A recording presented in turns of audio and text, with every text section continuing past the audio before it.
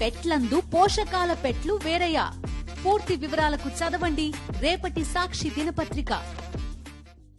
AP ముఖ్యమంత్రి శ్రీ చంద్రబాబు నాయుడు గారు ఏమిటి ఆ భాష మాట్లాడటం ఏమిటి? జగన్ గారిని ఉద్దేశించి అంతగా భయపడుతున్నాడా? ఏమి భూస్థాపితం చేస్తా పైన మెట్ల ఇది కప్పేయాలి, కాంక్రీట్ వేసేయాలి, అంతేకాకుండా అసలు గ్రామాల్లో ఆయన్నేమో అడ్డుకున్నారంట. ఇప్పుడు అసలు ఈ వైసీపీ వాళ్ళని ఎవ్వరు అడ్డుకోవట్లేదంట. నిన్నే కదా మొన్న తాడిపత్రి మాజీ ఎమ్మెల్యేని ఇంటికి కూడా వెళ్ళనివ్వకుండా తెలుగుదేశం వాళ్ళు అడ్డుకుంటే వాహనాలు దగ్ధం చేస్తే అసలు ఏం జరగలేదు, చాలా ప్రశాంతంగా ఉంది రాష్ట్రం అన్నట్లుగా చంద్రబాబు గారు ఒక పక్కేమో బూతులు, ఇంకో పక్కేమో అబద్ధాలు మాట్లాడుతున్నారా? ఏమిటి ఆయనలో అసలు ఇంత ఘోరంగా తయారయ్యారు? పైగా నెత్తి మీద రూపాయి పెడితే పైసాకు కూడా అమ్ముడు పోడు. ఏమిటి మాటలు? ఎందుకు ఇట్లా అయిపోయాడు ఈయన? చంద్రబాబు గారి హామీలు, సూపర్ 6 హామీలు భయపెడుతున్నాయా? ఆ హామీలు నెరవేర్చలేక జగన్ గారి మీద ఈ రకమైనటువంటి పిచ్చి ఆరోపణలు చేయటం, మరోవైపు పవన్ కళ్యాణ్ని చంద్రబాబు ఇద్దరు పరస్పరం వీపు గోక్కోవటం, అంటే భజన చేసుకోవటం, పొగుడుకున్నారు. ఆ పొగుడుకోవటం కూడా అసలు అర్థం పర్థం లేకుండా మాట్లాడి పవన్ కళ్యాణ్ గారు అయితే ఆయన చంద్రబాబు దగ్గర నేర్చుకుంటారంట. ఏమిటి మరి ఈ నేర్చుకునేది పద్ధతులు నేర్చుకుంటే పర్వాలా, అట్లా కాదంట. ఆయన చెబుతున్నాడు వినండి. ఉన్న పళంగా అద్భుతాలు చేయడానికి నా చేతిలో మంత్రదండం లేదు. నాకు ప్రజాబలం ఉండవచ్చు కానీ పాలన అనుభవం లేదంట. అదంతా చంద్రబాబు గారి దగ్గర నేర్చుకుంటాడంట. మరి అంత అనుభవం లేనివాడు, లేదా మంత్రదండం లేనివాడు, అద్భుతాలు చేయలేనివాడు ఇష్టారాజ్యంగా నోటికొచ్చిన హామీలన్నీ ఎట్లా ఇచ్చారన్న దానికి మాత్రం సమాధానం చెప్పరు. ఇక అసలు ఎవరిని అడ్డుకోలేదంటే నిన్న గ్రామ సభలు రచ్చరచ్చగా చాలా చోట్ల అసలు వైసీపీ సర్పంచులనే రానివ్వకుండా అడ్డుకుని తోసేస్తే అసలు మిమ్మల్ని ఎప్పుడైనా వైసీపీ వాళ్ళని అడ్డుకున్నావా అని చంద్రబాబు గారు ప్రశ్నిస్తారు. మరి హామీల గురించి, సూపర్ 6 హామీలు, నువ్వు ఎలక్షన్ మేనిఫెస్టోలో ఇచ్చిన హామీల గురించి మాట్లాడకుండా ఏమిటి ఇవన్నీ? ఈ రకంగా బూతులు మాట్లాడటం ఏంటి, అబద్ధాలు ప్రచారం చేయటం ఏంటి? ఇదే ఆంధ్రప్రదేశ్కి ఆదర్శవంతమైన పాలన? ఈ రకంగా బూతులు తిడితే ఒక ముఖ్యమంత్రి ఈ స్థాయిలో అబద్ధాలు మాట్లాడితే, ఆయన తర్వాత ఉప ముఖ్యమంత్రి పోటీపడి అబద్ధాలు ఆడితే, మంత్రదండం లేదంటే మరి ఆంధ్రప్రదేశ్ ప్రజలు ఏమనుకోవాలి, ఎట్లా అనుకోవాలి? ఇది సరైన పాలనేనా? ముందుగా రవిచంద్రారెడ్డి గారు చెప్పండి, ఏమిటి ఈ బూతులన్నింటినీ మీరు ఎట్లా భరిస్తున్నారు? ఈ రకంగా అబద్ధాలను ఎట్లా భరించాలి? మంత్రదండం లేదని పవన్ కళ్యాణ్ గారు అంటున్నారు. అసలు మిమ్మల్ని అందరినీ ఏదో వైసీపీ వాళ్ళందరినీ స్వాగత ద్వారాలు పెట్టి మరి పలకరిస్తున్నట్టుగా చంద్రబాబు గారు ప్రచారం చేసుకుంటున్నారు. సార్, మీకు తోటి ప్యానలిస్ట్ కి అలాగే సాక్షి ప్రేక్షకులందరికీ నమస్కారం. సో సార్, అబద్ధాలకి అనైతికతకి నమూనాగా ఆ ఒక ముఖ చిత్రం ఏదైతే ఆవిష్కరింపజేశారో, కొత్త ఏం కాకపోయినప్పటికీ పాత రోజుల్లో కూడా ఇదే పద్ధతిని ఆయన అవలంబించి ఉన్నాడు కాబట్టి పెద్దగా ఏం మారలేదు. కానీ పతాక స్థాయికి వెళ్ళిపోయాడు. రాత్రి నిద్ర పట్టడం లేదనుకుంటా బహుశా, ఎందుకంటే నీకు 15,000 గుర్తొస్తుంది. నిమ్మల రామానాయుడు చేసిన యాగి ఏదైతే ఉందో కళ్ళలో కూడా సుడులు తిరుగుతుంది. దాంతో పాటు అమలు చేయని ప్రతి హామీని ప్రశ్నించడానికి ప్రతిరోజు ఒక చిన్న కరెక్షన్, ఏమనుకోవద్దు. చంద్రబాబు నాయుడు గారు కూడా అన్నారు, ఒకళ్ళుంటే 15,000, ఇద్దరుంటే 30,000, ముగ్గురుంటే 45,000, మీరు ఇంకా పిల్లల్ని కనండి అని ఆయన చంద్రబాబు గారు అన్నారు. పవన్ కళ్యాణ్ గారు చెప్పారు, లోకేష్ గారు కూడా చెప్పారు. మీరు ఒక నిర్మల రామానాయుడు గారికి ఆ క్రెడిట్ ఇవ్వమాకండి. నిమ్మల రామానాయుడు గారిది ఎక్కువ ట్రోల్ అయింది, తక్కువ ట్రోల్ అయింది. కానీ అందరూ ఏకీకృతంగా చెప్పిన హామీనే, మేనిఫెస్టోలో పెట్టిన హామీనే, ఇద్దరు ముఖ చిత్రాలతో ఇచ్చిన మేనిఫెస్టో, ప్రజాగళం పేరుతో ఏదైతే చంద్రబాబు నాయుడు గారు కానీ లేకపోతే పవన్ కళ్యాణ్ గానీ ఇచ్చిన మేనిఫెస్టో ప్రజాగళం పేరుతో, బీజేపీ మాకు టచ్ మీ నాట్ అని మాకు వద్దుపోమన్నారు. పదవులు తీసుకున్నారు, పద్ధతిగా ఎమ్మెల్యేలు అయ్యారు, కానీ ఖచ్చితంగా మాకు ఆ మేనిఫెస్టోతో మాత్రం సంబంధం లేనట్టు బీజేపీ అంటి ముట్టనట్టు ఉంటుంది.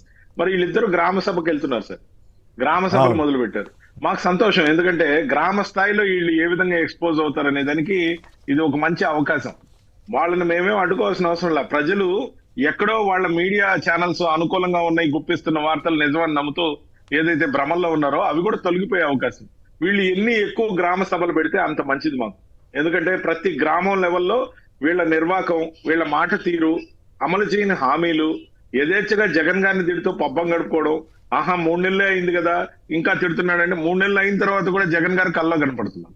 మళ్ళా వచ్చేస్తారేమో, జగన్ గారు ఏ ఊరికి పోయినా ప్రజాదరణింది, రాజు ఎక్కడైనా రాజేం, ఇతను ఇంకా ముఖ్యమంత్రిగా ఉన్నాడా అనే ఆలోచనలో చంద్రబాబు నాయుడు గారు ఉలిక్కి పడుతున్నారు. అరే నేనా ముఖ్యమంత్రిని, జగన్మోహన్ రెడ్డి ముఖ్యమంత్రి, ఏంది ఆ జనం ఏంటి? నాకు నచ్చట్లేదు అన్నట్టు ఏదైతే ప్రవర్తన ఉందో నిజంగా అతనికి ఆశనిపాతం లాగా ఉంది. ఏంది నాకు ఇంత పెద్ద మెజారిటీ వచ్చింది, జనంలో ఆ క్రేజ్ అతనికి ఉంది, ఇప్పటికి కూడా అతనే ముఖ్యమంత్రి ఏమో అని భయపడుతున్నాడు సార్. దాంతో పాటు భవిష్యత్తు కోసం నారా లోకేష్ కి బాటలేద్దాం, 17 మందిని మంత్రివర్గంలో నారా లోకేష్ అనుచరులను తీసుకున్నాం, కిల్లార్ రాజేష్ లాంటి వాళ్ళకి పెత్తనం అప్పచెప్పాం. నారా లోకేష్ కి నాయకత్వాన్ని అప్పచెప్పకపోతే ఇంట్లో ఒప్పుకున్నట్లేరు. రాబోయే ఉగాది దాకా మాక్సిమం నన్ను ఉండనిస్తారేమో ఇంట్లో వాళ్ళు సార్, బయట వాళ్ళు కదా. ఎందుకంటే టెక్నికల్ గా ఆయన గట్టి మెజారిటీ ఉంది. సీఎం పదవిలో అట్లా కాకపోతే చంద్రబాబు గారు మాట్లాడినట్లే భూస్థాపితం చేస్తానని పిచ్చి మాటలు మాట్లాడినట్లే మనం కూడా అనుకున్నట్టుగా ఉంటుంది. సీఎం పదవిలో ఉండనిస్తారా అన్నదే కదా మీ పాయింట్. సీఎం పదవిని ఎవరో ఉండనిచ్చడం కాదు సార్, ఇది వినవస్తున్న సమాచారం, మీకు కూడా తెలిసిపోయి ఉంటుంది. కానీ మనం హుందాతనం కోసం పోయి చెప్పకుండా ఉంటే జనాలకు చేరాలి. రాబోయే ఉగాది రోజుకి కానీ నారా లోకేష్ కి బాధ్యతలు అప్పచెప్పకపోతే ఇంట్లో ఒప్పుకునేట్లేరు అని ఒత్తిడి చంద్రబాబు నాయుడు గారు ఫేస్ చేస్తున్నట్టు సమాచారం. ఎందుకంటే ఇది అద్భుతమైన అవకాశం, ఇప్పుడు కాకపోతే లోకేష్ కి ఒకసారి ముఖ్యమంత్రి అనిపించుకునే అవకాశం జీవితంలో లేదనే రూమర్స్ ఏదైతే వస్తున్నాయో మాకు అందిన సమాచారం మేరకు చెప్తున్నాం. దీంట్లో ఎవరిని దూషించిన కార్యక్రమం లేదు, నిందారోపణ కూడా చేయట్లా. కానీ ఉన్న సమాచారం మాకు వచ్చిన సమాచారం చెప్తున్నాం. సరే, అది ఆయన ఇంట్లో అంతర్గత వ్యవహారం. ప్రజలు ఎవరికి ఎమ్మెల్యేలు ఉంటే వాళ్ళని ముఖ్యమంత్రిగా ఎన్నుకునే విధంగా రాజ్యాంగం రూపొందించబడింది.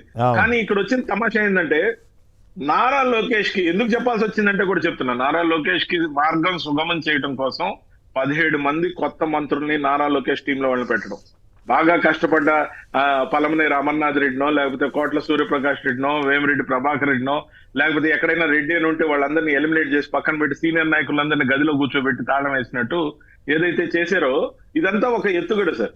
ఈ ఎత్తుగడకి మార్గం సుగమం చేయడం కోసం ఏదైతే టీం ఏర్పాటు చేశారో దీనికి అడ్డంకిగా భావిస్తున్నది ప్రధానంగా ఆయన ఇద్దరిని. ఒకటి ప్రధానంగా అడ్డంకిగా భావిస్తున్నది వైఎస్ జగన్మోహన్ రెడ్డి గారిని, 2 పవన్ కళ్యాణ్ ని. ఇద్దరిని కూడా అదేంటి మీరు అనొచ్చు, ఆయన ఉప ముఖ్యమంత్రిగా ఉన్నాడు, ఆయన మంత్రివర్గంలో ఉన్నాడు, మీరు ఎలా అంటారని. ఎవరైతే మామూలుగా ప్రజల్లోకి కొంత గొప్ప క్రేజ్ ఉంటుందో ఆ పవన్ కళ్యాణ్ ని, అసలు అన్లిమిటెడ్ గా క్రేజ్ ఉన్న ప్రజానాయకుడిగా ఎదిగిన వైఎస్ జగన్మోహన్ రెడ్డి గారిని, వీళ్ళిద్దరిని తట్టుకుని నారా లోకేష్ ని ఏ విధంగా మనం కాపాడుకోవాలి. అందుకే తమ్ముళ్ళు భూస్థాపితం చేసేద్దాం జరుగుతుంది. భూస్థాపితం చేయడానికి నువ్వేమన్నా తాపి మేస్త్రివా? ముఖ్యమంత్రి గారనే గౌరవం మాకుంది, కానీ నీ మీద నీకు గౌరవం ఉండాలి కదా. పెద్ద ఆయన అయ్యాడు, 75 ఏళ్ళు, కానీ కొడుకు మీద ప్రేమ ఉండొచ్చు, కానీ రాష్ట్రం మీద ప్రేమ ఏమైంది? మీకు ఓట్లేసిన ప్రజల మీద ప్రేమ ఏమైంది? ప్రజల మీద ప్రేమ కరువు, కార్యకర్తల మీద మాత్రం బ్రహ్మాండమైన అరువు తెచ్చుకున్న ప్రేమ ఏదైతే ఉందో ఇసుక వల్ల కానీ, లేకపోతే రెవెన్యూ కార్యక్రమాలకు సంబంధించి కానీ, లేకపోతే అనేక రకాలుగా దాడులు, బెదిరింపులు, ఇప్పుడు కొత్తగా మద్యం దుకాణాల పాలసీ రూపొందించడం అయితే కానీ, రేషన్ డీలర్లను అప్పుడే తీసుకొచ్చి రేషన్ బండ్లను పక్కన పెట్టడం అయితే ఏం కానీ, వాలంటీర్లకు 10,000 ఇస్తామని సున్నం పెట్టి వాళ్ళని ఇంట్లో కూర్చోబెట్టి వాళ్ళకి రూపాయి లేకుండా చేసిన వైనం అయితే ఏమి, ఫ్రీ బస్ ఇస్తా ఉన్నది ఏమైంది, 3 సిలిండర్లు ఎక్కడ దాచిపెట్టారంటే నాదెండ్ల మనోహర్ గారు మేము ఇప్పట్లో ఇయ్యటం లేదని స్పష్టం చేశారు. కాబట్టి ఉన్న హామీలన్నీ కృష్ణానదిలో కలిపారు సార్. కృష్ణానది కరకట్టను ప్రశాంతంగా చంద్రబాబు నాయుడు గారు ఆయన తనయుడు ఆ అక్రమ కట్టడంలో హ్యాపీగా నివసిస్తున్నారు. ఖచ్చితంగా కూడా వీళ్ళ కార్యక్రమాలు ఎలాగున్నాయంటే, అధికారం వచ్చింది మనకు, అధికారం అనుభవించడానికి, అనుభవించు రాజా అన్న కార్యక్రమాలు చేస్తున్నారే కానీ ప్రజలకి ఇచ్చిన హామీల్ని డెలివరీ చేయడానికి వీళ్ళేం చేయట్లా. ప్రజల హామీల గురించి అడుగుతారన్నప్పుడల్లా వెంటనే కళ్ళొంచి మెలకులోకి వచ్చి జగన్మోహన్ రెడ్డి గారి మీద నిందారోపణలు, ఉత్తుత్తి వైట్ పేపర్లు. సార్ 100 కోట్లు ఇచ్చిల్లారు సార్ ఖజానాలో, మేము అమలు చేయడానికి నవరత్నాలు తీసుకున్నాం, నవరత్నాలు ఇంప్లిమెంట్ చేసాం. వీళ్ళు సూపర్ 6 కాస్త డకౌట్ అయ్యారు వీళ్ళు సార్. అసలు ఏది లేదు, ముఖ్యంగా అసలు సూపర్ 6 కాదు కదా, ఏది లేదు. ఖచ్చితంగా కూడా ఏదైతే వెంకటేష్ గారు కూడా చెప్తారు, ఇప్పుడు నిజాలు చెప్పాల్సిన అవసరం అనలిస్టులకు ఖచ్చితంగా ఉంటుంది, వాళ్ళకి మొహమాటాలు కూడా ఉండవు. కాబట్టి ఖచ్చితంగా కూడా రాబోయే రోజుల్లో ప్రజలు, న్యాయ నిర్ణేతలు ఆయన కల్లో ఇళ్లలో నడుస్తున్నప్పుడు, మెలకువగా ఉన్నప్పుడల్లా కూడా భయపెడుతున్నది వైఎస్ జగన్మోహన్ రెడ్డి గారి యొక్క ముఖ చిత్రం. ఎందుకంటే ప్రజాకర్షణ కలిగిన నేతని మనం అక్రమ పద్ధతిలో ఓడించామనే ఆందోళనలో వాళ్ళ కూటమి ఉంది. సార్ నాకు ఒక మాట అర్థం కాదు, వీళ్ళు కూటమి అని చెప్పుకుంటారు. సార్ కూటమి అంటే ఏంటి సార్? విచిత్ర కూటమే, చిత్రకూటమే, లేకపోతే అదేదైనా నవగ్రహ కూటమే? ఈ కూటమేంటి సార్? నాకు అర్థం కాదు. ఇది ఎన్డీఏ అనే పదం ఎందుకు మాట్లాడట్లేదు తెలుసా సార్? ఎన్డీఏ అంటే తాట తీస్తామని పైనుంచి ఆదేశాలు ఉన్నట్టు సమాచారం. మీ మేనిఫెస్టోతో మాకు సంబంధం లేదు, ఎన్డీఏ అనే పదం మీరు కానీ పలికారంటే తాట తీస్తామని వార్నింగ్ ఇచ్చినట్టున్నారు. సార్ ఎన్డీఏ ప్రభుత్వం సార్ అంటే రాజకీయ పరిభాష సార్, అది తాట తీస్తాం అనేది పవన్ కళ్యాణ్ పరిభాష నుంచి వచ్చిందే. ఆయన ఏమన్నా స్కిన్లెస్ చేస్తాడా? అయితే రవిచంద్రారెడ్డి గారు వాళ్ళ దగ్గర నుంచి వచ్చినాయే. రవిచంద్రారెడ్డి గారు ఇందాక మీరు ఒక మాట అన్నారు ఈ ప్రభుత్వం గురించి మాట్లాడుతూ ఎట్లా వచ్చిందనేది. మీరు గతంలో ఈ ఈవీఎంల మీద అనుమానం వ్యక్తం చేస్తుండేవాళ్ళు, నేను ఖండిస్తుండేవాడిని, గుర్తుందా మీకు? ఊరుకోండి అవన్నీ చెప్తారు అని అనేవాడిని ఒక 5-6 ఏళ్ల క్రితం. కానీ ఇప్పుడు ఇవన్నీ జరిగిన పరిణామాల తర్వాత మీరు కరెక్టేనేమో అని నాకు అనిపిస్తా ఉంది. ఒక మాట చెబుదామని. 100% మొన్న సాయంత్రం సాక్షిలో స్పష్టంగా చెప్పడం జరిగింది. అదే మెమో నంబర్ 4772. అవును, 4772 దాంతో మీనా గారు ఇచ్చిన జీవో ఏదైతే ఉందో దాని ద్వారా 1వ తేదీ నిర్ణయం తీసుకొని 2వ తేదీ జూన్ అనౌన్స్మెంట్ జీవో ద్వారా ఇచ్చారు సార్. 4వ తేదీ రిజల్ట్ వస్తే 14వ తేదీకి ఆ యూనిట్ మొత్తం కాల్చివేయమని సార్. డిస్ట్రాయ్ కాదు, తగలబెట్టి వీవీప్యాట్ స్లిప్లు, వీవీ స్లిప్లు సార్. ఎవరైనా సాక్ష్యాధారం సార్, ఎలక్షన్ మాన్యువల్ ప్రకారం 45 రోజుల పాటు వాళ్ళని చెక్కు చెదరకుండా ఉంచి ఎవరైనా కేసు వేస్తే కోర్టుకు సబ్మిట్ చేయాల్సిన బాధ్యత రాజ్యాంగం కల్పించిన హక్కుగా ఎలక్షన్ కమిషన్ మాన్యువల్ లో ఉంది. కానీ వీళ్ళు నిర్దాక్షిణ్యంగా తగలబెట్టేయమనం the same has been institute by the central election commission. అన్ని రాష్ట్రాలకి ఈ విధంగా ఉత్తర్వులు ఇచ్చారు. 14 తగలబెట్టమంటే మీరు ఇంకా తగలబెట్టలేదు. 26వ తేదీ ఈ రోజు ఇంకో మెమో ఇస్తున్నా.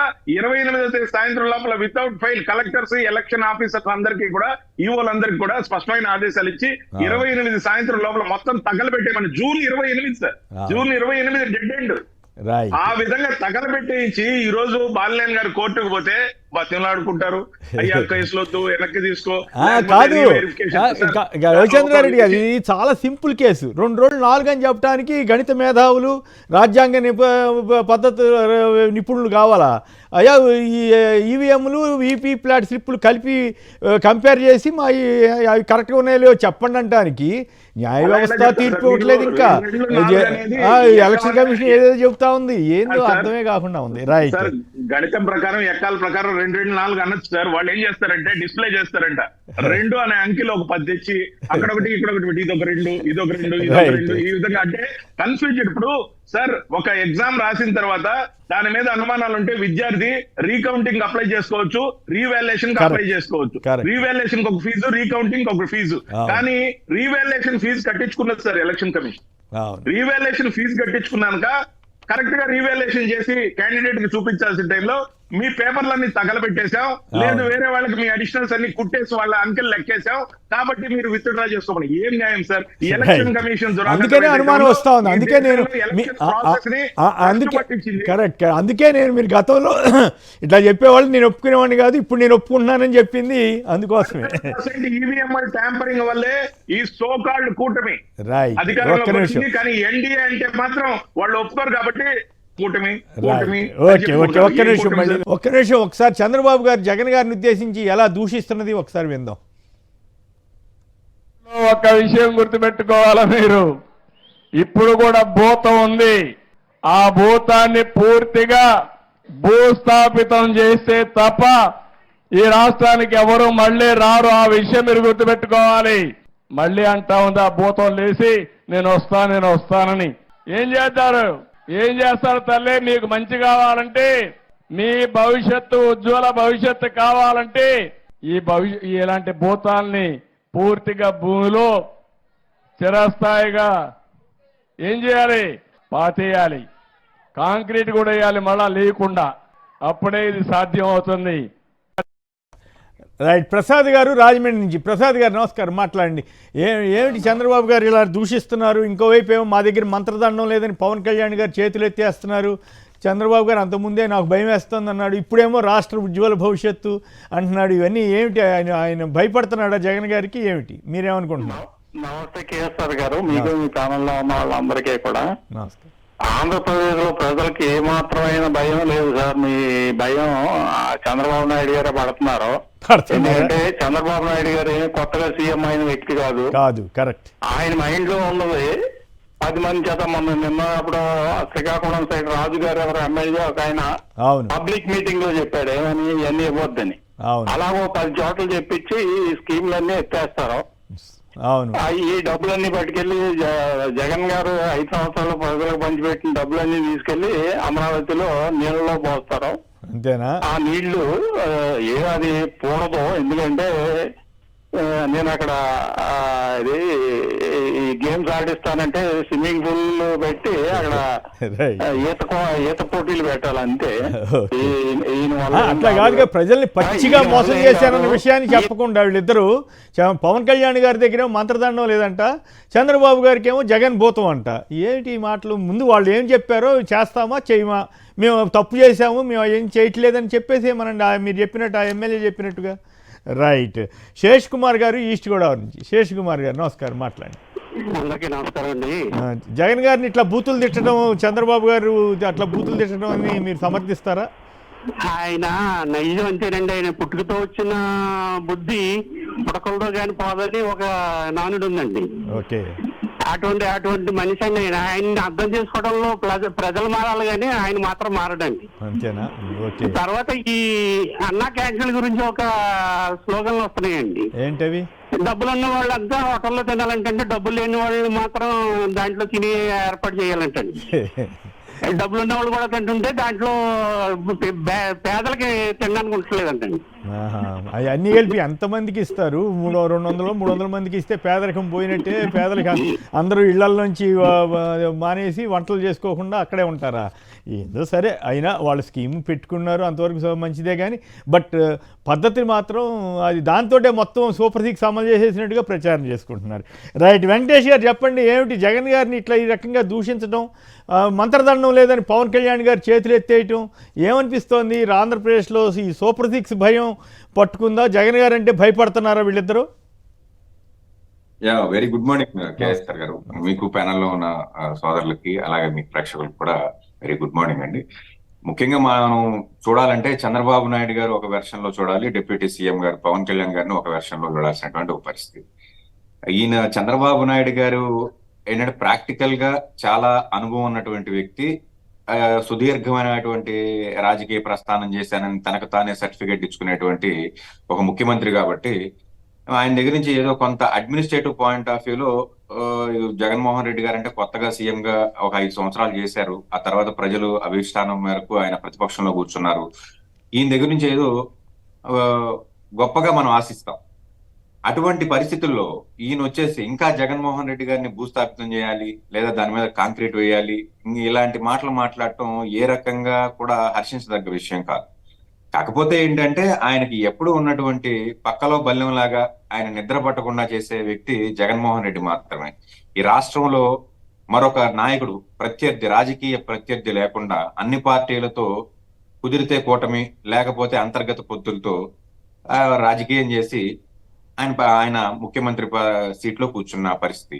అలాగే తదనంతర కార్యక్రమాల్లో ఇప్పుడు నారా లోకేష్ గారికి లేదా ఆయన పార్టీకి ఏకైక ప్రత్యర్థిగా జగన్మోహన్ రెడ్డి గారు ఉన్నారు.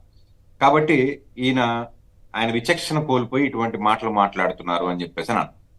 ఇప్పుడు మనం ఎల్జీ పాలిమర్స్ ఘటన జరిగినప్పుడు జగన్మోహన్ రెడ్డి గారు with in the fraction of hours ఆయన స్పందించటం, ఆ తర్వాత తీసుకున్నటువంటి చర్యలు, ఎన్డీఆర్ఎఫ్ బృందాలతో ఆయన తీసుకున్నటువంటి చొరవ, ఇవన్నీ కూడా చూసాం. అటువంటి ఒక పరిపాలన ఈ రోజు మిస్ అయింది. దీనిని కప్పిపుచ్చుకోవడానికి, ప్రజల యొక్క దృష్టి మరల్చడానికి జరిగినటువంటి ప్రమాదాన్ని కానివ్వండి, ఆ తర్వాత మంత్రులు తీసుకోవాల్సినటువంటి స్టెప్స్ తీసుకోకుండా ప్రజల్లో అబాస్పాలైతే జగన్మోహన్ రెడ్డి గారు వెళ్ళి నిలబడిన వెంటనే వాళ్ళకి జగన్మోహన్ రెడ్డి గారు కోరిన విధంగా ₹1 కోటి చెక్కులు అందినాయి, 50 లక్షల రూపాయల పరిహారాలు అందినాయి. వీటన్నిటికి కారణం కేవలం జగన్మోహన్ రెడ్డి. ఆయన ఏం చెప్పాడంటే, మీకు అందాల్సిన పరిహారం అందకపోతే నేను ఇక్కడే ఉండి ధర్నా చేస్తానా. వెంటనే భయం పట్టుకుంది దానికి. ఈ రోజు ఇది జరిగింది, రేపొద్దున ఈ సూపర్ 6 హామీల విషయంలో జగన్మోహన్ రెడ్డి గారు కానీ రోడ్డు మీద కూర్చుంటే ఈ రాష్ట్రం అట్టుడికిపోతుంది.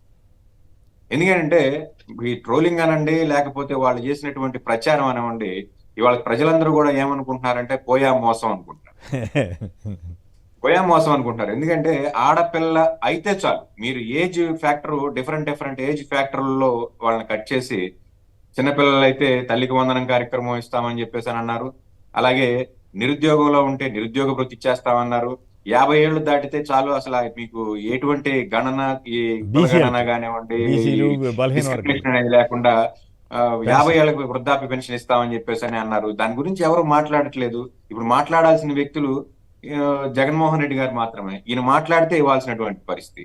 ఇప్పుడు సహజంగా ఏమనుకున్నారంటే 11 సీట్లకి లిమిట్ అయిపోయింది వైఎస్ఆర్ పార్టీ, కాబట్టి ఈయన బెంగళూరు వెళ్ళిపోతాడని కాసేపు, తర్వాత లండన్ వెళ్ళిపోతాడని కాసేపు, లండన్ వెళ్తే ఆయన ఏదో వ్యక్తిగత పర్యటనలో మళ్ళీ తిరిగి రావడం చెప్పేసి అని ఇలాంటి ఒక ప్రచారాన్ని చేస్తూ ఉంటూ ఉంటారు. దీనిని తట్టుకోవాలి. ఇప్పుడు జగన్మోహన్ రెడ్డి గారు ఏంటంటే వీళ్ళ అనుకున్న విధంగా కాకుండా ఆయన ప్రజల్లోకి వస్తున్నాడు. నిన్న అనకాపల్లిలో కూడా విపరీతంగా విశేషంగా జనం రావటం నో డౌట్ అండి. జగన్మోహన్ రెడ్డి గారు he secured more than 40% vote share. కూటమిలో మిగతా వ్యక్తిగతంగా పార్టీల పరంగా చూసుకుంటే ఈయన టాప్ లో ఉంటారు. సరే, ఈ ఎలక్షన్ లో ఏం జరిగింది, ఈవీఎం లో ట్యాంపరింగ్ లో ఏం జరిగింది అనే పార్టీ వ్యక్తులు అలాగే కోర్టులు చూసుకుంటాయి. ఈసీ కమిషన్, ఎలక్షన్ కమిషన్ ఏదైతే ఉందో వాళ్ళు చేతులు ఎత్తేసినటువంటి పరిస్థితి. వాళ్ళ మీద మనం నేరుగా విమర్శలు చేయడం కూడా రాజ్యాంగ వ్యవస్థల మీద కరెక్ట్ కాదని చెప్పేసి వదిలేయటమే కానీ వాళ్ళు చేసే కార్యక్రమాలు కూడా విమర్శలకు తావు లేకుండా చేయాల్సిన పరిస్థితిలో ఈ రోజు దేశమే తలదించుకునే విధంగా చేస్తున్నటువంటి పరిస్థితి. వీటన్నిటికీ కూడా కేంద్ర బిందువు Jaganmohan Reddy. Centre of attraction ఈ రాష్ట్రంలో జగన్మోహన్ రెడ్డి అయిపోయాడు. ఇది మింగుడుపడని అవసరం చంద్రబాబు నాయుడు గారు. ఇక డిప్యూటీ సీఎం గారికి ఏ రకమైన క్లాస్ చంద్రబాబు నాయుడు గారు తీసుకున్నారు నాకైతే తెలియదు, కానీ ఆయన మాట్లాడితే 2014 నుంచి 2019 వరకు తూర్పార పట్టినటువంటి పరిస్థితి. ఆయన్ని గాని ఆయన కొడుకుని గాని అమరావతి గేటెడ్ కమ్యూనిటీ లాగా తయారైందని చెప్పేసి అని గాని, అలాగే ఈ చంద్రబాబు నాయుడు గారు చేసినటువంటి మోసాలు కానివ్వండి, ఎన్జిటి దగ్గర నుంచి 100 కోట్ల రూపాయలు ఫైన్ వేయించినటువంటి పరిస్థితి. జనసేన పార్టీ, ముఖ్యంగా జనసేన పార్టీ ప్రధాన పాత్ర పోషించి చంద్రబాబు నాయుడు గారి ఇంటి వెనకాల జరిగినటువంటి అక్రమ ఇసుక తవ్వకాల మీద నేషనల్ గ్రీన్ ట్రిబ్యునల్ లో 100 కోట్ల రూపాయల ఫైన్ వేయించారు జనసేన పార్టీ వాళ్ళు. మరి ఈ రోజు ఆ 100 కోట్లు కట్టేసి చంద్రబాబు నాయుడు గారికి క్లీన్ చిట్ ఇస్తారా, లేకపోతే చంద్రబాబు నాయుడు గారు అసలు ఎటువంటి దారుణాలు చేయలేదు, మేమే పొరపాటును 100 కోట్లు ఫైన్ వేయించాము ఆయనకి అని చెప్పేసి అని చెప్తారా? ఇవన్నీ ప్రజలు ప్రశ్నిస్తున్నారు. కాబట్టి ఇప్పుడు ఆయన ఏమంటున్నాడంటే, నాకెవరు నేర్పేవాళ్ళు లేరు, కాబట్టి నేను చంద్రబాబు నాయుడు గారు కానీ నాకు గుడ్ అడ్మినిస్ట్రేటర్ నేర్పే అతను ఎవరు కనిపించట్లేదు అని చెప్పేసి. ఒకవేళ చంద్రబాబు నాయుడు గారు పక్కకు తప్పుకుంటే పరిస్థితి ఏంటి అనేది ఆయనే చెప్పాలి. మరి చంద్రబాబు నాయుడు గారు లాంటి వ్యక్తి ఈ 3 కోట్ల పైచిలుకు ఓటర్లలో ఎవరో లేరని చెప్పేసి పవన్ కళ్యాణ్ గారు కీర్తించడం మరి ఏ రకంగా తీసుకోవాలో, ఆయన క్యాడర్ ఏం తీసుకోవాలో కాదు. ఆయన సరెండర్ అయిపోతే అయిపోయాడు, మొత్తం పార్టీని కూడా సరెండర్ చేయడానికి సిద్ధమవుతుంది అయినట్టుగా మాట్లాడుతున్నారు. మరోవైపు మంత్రిదండం లేదని ఎట్లా చెబుతాడు? మరి సూపర్ 6 హామీలు అవన్నీ జాయింట్ మేనిఫెస్టో ఇచ్చినప్పుడు మరి ఆ మంత్రదండం ఉందని ఇచ్చారా అన్నదానికి సమాధానం చెప్పాలిగా. అసలు ఇప్పుడు అందుకేనండి, ఇప్పుడు ప్రజలను ఆయన నేరుగా ప్రజల్లోకి రాడు. చంద్రబాబు నాయుడు గారు కానివ్వండి, లేకపోతే డిప్యూటీ సీఎం గారు కానివ్వండి, నేరుగా సామాన్యుల ప్రజల్ని కలిస్తే వీళ్ళు ఖచ్చితంగా ఈ సూపర్ 6 ఏంటి, మా అమ్మఒడి ఏంటి, మా గ్యాస్ సిలిండర్లు ఏంటి, వాలంటీర్లకు మీరు ఇస్తానన్న 10,000 రూపాయలు భత్యం ఏంటి, నిరుద్యోగ వృత్తులు ఏంటి, ఎప్పుడో మీరు ఇచ్చిన డిఎస్సిలో ఇప్పుడు డిఎస్సి 16,000 పోస్టులకు డిఎస్సి ఇచ్చారు సార్, వీళ్ళు జీతాలు తీసుకునేప్పటికి 3 సంవత్సరాలు పడుతుంది వీళ్ళు ఇచ్చిన క్యాలెండర్ ప్రకారం. వీటన్నిటి గురించి నిన్న వాలంటీర్ల అసోసియేషన్ ఏదో మీట్ అయ్యి వాళ్ళంతా గట్టిగా డిమాండ్ చేశారట. మరి వాళ్ళు కూడా రోడ్డు ఎక్కే పరిస్థితి. కొన్ని లక్షలు వీళ్ళు ఉద్యోగాలు ఇవ్వటం సంగతి దేవుడికి, ఉన్న ఉద్యోగాలు కూడా బీసేశారు కదా ఇప్పుడు కొన్ని లక్షల మందికి. వీళ్ళు వాలంటీర్లు ఎక్కడ వాళ్ళని జీతాలు అడుగుతారో అని చెప్పేసి మేము 1వ తారీఖు జీతాలు ఇస్తున్నాం, 1వ తారీఖు జీతాలు ఇస్తున్నాను ఒక పక్కన చెప్తున్నారండి. ఇప్పటి వరకు వాలంటీర్లకి ఏదైతే వాళ్ళ పేమెంట్ ఉందో అది ఇప్పటి వరకు పడిన పరిస్థితి కాదు. 10,000 ఇచ్చే సంగతి దేవుడు ఎరుగు. ఉన్న వాలంటీర్ వ్యవస్థకి ఏం చెప్తున్నారంటే వీళ్ళంతా వైఎస్ఆర్సీపీ కార్యకర్తలు అని చెప్పేసి అంటున్నారు. వైఎస్ఆర్సీపీ కార్యకర్తలు అయితే అయి ఉండొచ్చు, నువ్వు వైఎస్ఆర్సీపీ కార్యకర్తను తీసేసి నీ జన్మభూమి కమిటీలు వేసుకో. వ్యవస్థ ముఖ్యం, వ్యవస్థలో వ్యక్తులు కాదు. రైతు భరోసా కేంద్రాలు అవసరం లేదని చెప్పేసి అని అంటారు. అలాగే గ్రామ సచివాలయ వ్యవస్థ ఎందుకు అని చెప్పేసి అని అంటారు. ఇంటింటికి డాక్టర్ కాన్సెప్ట్ ఎందుకు అని చెప్పేసి అంటారు. ఆరోగ్యశ్రీకి తిలోదగాలు ఇచ్చే పరిస్థితి చేస్తూ ఉంటారు. వీటన్నిటిని ప్రజలు ప్రశ్నిస్తారు. కాబట్టి మునుపెన్నడూ జరగని విధంగా గ్రామ సభలు జరుపుతున్నాం అని చెప్పేసి అదేదో కొత్త ఒక వింతలాగా గ్రామ సభలు జరిపేటువంటి పరిస్థితి. ఇప్పుడు పవన్ కళ్యాణ్ లాంటి వ్యక్తి యాజ్ ఎ సినిమా యాక్టర్ గా జనాలను పూల్ చేయడం పెద్ద విషయమేం కాదు, కానీ ఆ జనాలను ఫేస్ చేయడం మాత్రం చాలా పెద్ద విషయం. వీళ్ళందరూ ఎక్కడ ఈ క్వశ్చన్స్ అడుగుతారో అని చెప్పి ఎవరికి మైక్ ఇవ్వరు. కేవలం వీళ్ళ అభిమానులు. ఇప్పుడు పవన్ కళ్యాణ్ గారు వెళ్తే ప్రతి మీటింగ్ లోనూ ఖచ్చితంగా 100కి 90 మంది ఆయన అభిమానులే ఉంటారు. మీరు శ్రీకాకుళం వెళ్ళినా వాడే ఉంటాడు, చిత్తూరు వెళ్ళినా ఆడే ఉంటాడు. కాబట్టి ఆయనకి ప్రమాదం లేదు. ఇప్పుడు ఎవరైతే చంద్రబాబు నాయుడు గారి మీటింగ్ వస్తారో వీళ్ళని డైవర్ట్ చేయడానికి జగన్ నామస్మరణ చేయాల్సినటువంటి పరిస్థితి. 11 సీట్లతో జగన్మోహన్ రెడ్డి మిమ్మల్ని అంత ఎందుకు ఉలికిస్తున్నాడో మాకైతే అర్థం కావట్లేదు. రైట్, ఓకే, ఫైనల్ గా ఓకే అయిపోయింది కదండి, టైం కూడా అయిపోయింది. రైట్, ఫైనల్ గా రవిచంద్రారెడ్డి గారు చెప్పండి, ఆంధ్రప్రదేశ్ వాళ్ళు ఏంటి చంద్రబాబుని బెదిరించడానిక పనులు? సరే, వైసీపీ వాళ్ళని తిడుతూనే ఈ టీటీడీ లేఖలకి డబ్బులు వసూలు చేస్తున్నారు, 15 లక్షల నుంచి 20 లక్షల వరకు ఇస్తామని చెబుతున్నారని చెప్పి సీఎం దిగ్భ్రాంతి వ్యక్తం చేసిందని చెప్పి అంటున్నారు. ఏదో చాలా ఘోరంగా ఉందంట కదా టీటీడీలో, నాకు కూడా ఎవరు అన్నారు. అందుకని వాళ్ళ ఆంధ్రప్రదేశ్ వాళ్ళు రాయటంలో ఏంటి వాళ్ళ ఉద్దేశం, వైసీపీని తిడుతూనే మళ్ళీ ఇప్పుడు కూడా జరుగుతోందని రాస్తున్నారు. మీరే ఘోరంగా ఉన్నమాట అయితే వాస్తవం అని తెలుస్తుంది. కానీ ఇక్కడ వచ్చిన సమస్య అంతా కూడా రాధాకృష్ణకి ప్రయారిటీ తగ్గిందని, టీటీడీ చైర్మన్ చేస్తాడని ఇప్పుడే రాస్తున్నారు. కాబట్టి వాళ్ళ అంతర్గత కుమ్మలాట్లు ఏవైతే ఉన్నాయో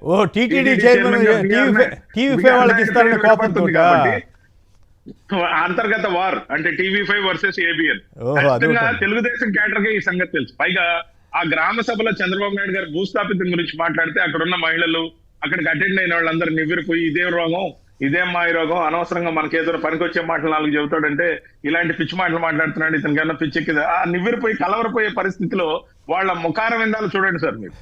అక్కడికి విచ్చేసిన వాళ్ళు, ఫ్రంట్ లైన్ లో ఉన్న వాళ్ళు మాత్రం కాస్త 2-4 ఫోటోలు తీసుకుంటున్నారంటే ఏం మాట్లాడుతున్నాడో ట్రోల్ చేయడానికి తీసుకుంటున్నారో వీడియోలు ఏమన్నా తెలియదు. కానీ ఖచ్చితంగా కూడా అతని మైండ్ సెట్ ని ప్రజలు పూర్తిగా అర్థం చేస్తున్నారు. అందుకే మేము కోరుతున్నాం వీలైనన్ని ఎక్కువ గ్రామ సభలు పెట్టాలి వీళ్ళిద్దరు, అప్పుడే ప్రజల్లో పూర్తిగా ఎక్స్పోజ్ అవుతారు. ఇచ్చిన హామీలు అమలు చేయకుండా జగన్మోహన్ రెడ్డి గారు గ్రామాలకు సంబంధించి చూద్దాం, దాని తోడు గ్రామాలకు సంబంధించి జగన్ గారి ప్రభుత్వం చేసిన కార్యక్రమాలన్నీ ఎదురు కనపడతా ఉంటాయి కదా, రైతు భరోసా కేంద్రాలు, సచివాలయాలు, హెల్త్ క్యాంప్స్. జన్మభూమి 2.0 తెస్తారండి సార్, జన్మభూమి కమిటీ 2.0 తీసుకొస్తే మరీ మంచిది.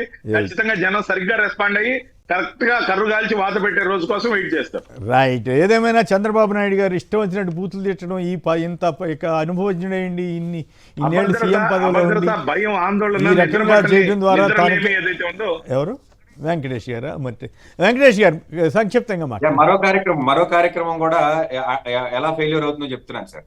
యాక్చువల్ గా మొన్న ఆగస్టు 15కి మహిళలకి ఫ్రీ బస్ అన్నారు, ఇప్పుడు దాన్ని సెప్టెంబర్ 2 తీసుకెళ్లారు. ఇప్పుడు ఆర్టీసీకి సంబంధించి నిన్న ఎవరో తెలిసిన వాళ్ళతో మాట్లాడితే ఆర్టీసీ కార్మికులకి జగన్మోహన్ రెడ్డి గారు ఏదైతే నేరుగా CMFS నుంచి శాలరీస్ ఇవ్వటం మొదలు పెట్టారు, కరోనాని సక్సెస్ఫుల్ గా దాటారు అని చెప్పేసి మనందరికీ తెలిసిన విషయం. కానీ ఈ రోజు పరిస్థితి ఏంటంటే CMFS నుంచి నేను నేరుగా జీతాలు ఇవ్వను, నేను నేరుగా మీకు ఇంత బల్క్ అమౌంట్ అని చెప్పేసి మీకు ఇచ్చేస్తాను, ఇక మీ చావు మీరు చావండి అని చెప్పేసి ఆర్టీసీని కూడా జగన్మోహన్ రెడ్డి గారు ఏదైతే గవర్నమెంట్ లో కలుపుకుని వాళ్ళని ప్రభుత్వ ఉద్యోగులుగా ప్రమోట్ చేసి వాళ్ళకి సక్సెస్ఫుల్ గా శాలరీలు ఇచ్చినటువంటి పరిస్థితి, ఆ బాధ్యతల నుంచి కూడా తప్పుకోవడానికి చంద్రబాబు నాయుడు గారి ప్రభుత్వం రెడీ అయిందని చెప్పేసి నిన్ననే తెలిసినటువంటి ఒక విషయం.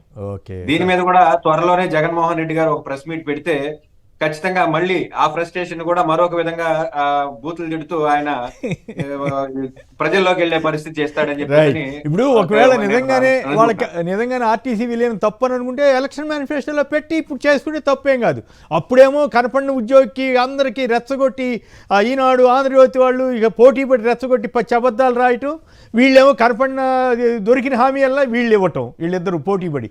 ఇప్పుడేమో మా దగ్గర మంత్రదండం లేదంటాం, ఒక ఆయన ఇంకో ఆయన జగన్ ఇచ్చేయాలని చెప్పటం. ఏమిటో ఆంధ్రప్రదేశ్ ప్రజలు మరి కావాలని కోరుకున్నారో. ఆర్టీసీ విలీనం అనేది జగన్మోహన్ రెడ్డి గారు వాలంటరీగా తీసుకున్న నిర్ణయం సార్, ఇదేమి మేనిఫెస్టోలో ఉన్న వ్యవహారం కాదు. ఆర్టీసీ మీద పూర్తిగా ఆయన యొక్క ఆర్టీసీ ఆర్థిక పరిస్థితి ఎలా ఉందనేది చూసుకుని ఆయన నేరుగా కోవిడ్ కు ముందే జరిగినటువంటి పరిస్థితి. ఆ రోజు కేసీఆర్ గారు కూడా జగన్మోహన్ రెడ్డి గారిని తీవ్రమైన పదజాలంతో విమర్శించాడు. ఎవరైనా బుద్ధున్న వాళ్ళు ఆర్టీసీని తీసుకొచ్చి గవర్నమెంట్ లో కలుపుకుంటారా అనే మాట ఆయన మాట్లాడాడు. ఈయన సక్సెస్ఫుల్ ఇంప్లిమెంటేషన్ చూసి ఆయన కూడా ఆర్టీసీని విలీనం చేసుకుని పేరు ప్రఖ్యాతులు సంపాదించాడు ఆయన. రైట్, ఓకే అండి వెంకటేష్ గారు, అలాగే రవిచంద్రారెడ్డి గారు ఇద్దరికి కూడా ధన్యవాదాలు. ఇది నేటి చర్చా కార్యక్రమం. నమస్కారం.